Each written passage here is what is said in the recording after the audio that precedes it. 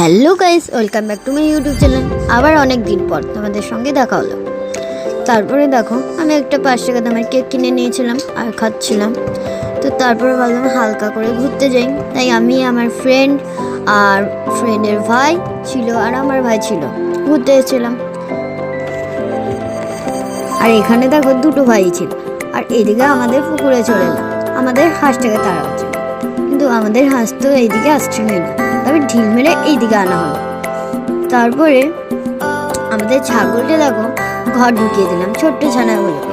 3টে ছানা আছে, তার মধ্যে একটা ছানাকে দেখালাম, তোমাদের সঙ্গে শেয়ার করলাম।